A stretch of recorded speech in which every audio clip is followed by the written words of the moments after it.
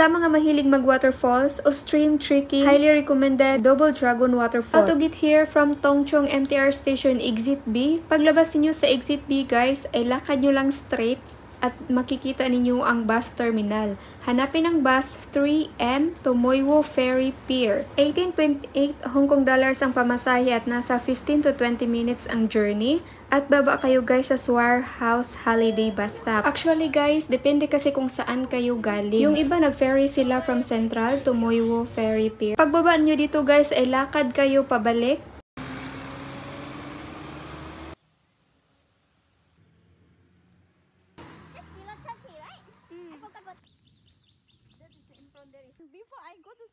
At dito naman kayo liliko sa kanan. First time ko nga palang puntahan ito guys at sumama lang ako sa friend kong si Emmy at this time ay maulan ang weather. At pagdating nyo dyan guys ay kakanan naman ulit kayo.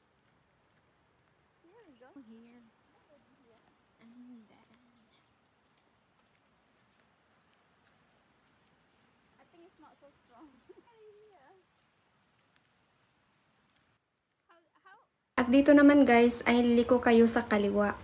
Simentado naman yung daan guys hanggang marating ninyo ang falls. Pero pagdating ninyo sa falls guys ay kailangan ninyong mag-stream trekking paakyat.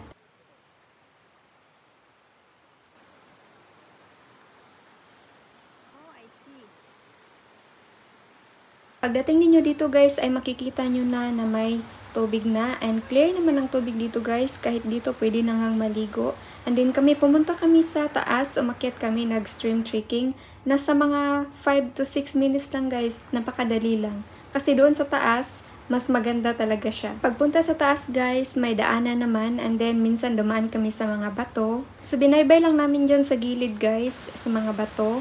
And then, nakarating na kami doon sa taas. Mas maganda talaga doon sa taas guys, napaka-clear ng tubig.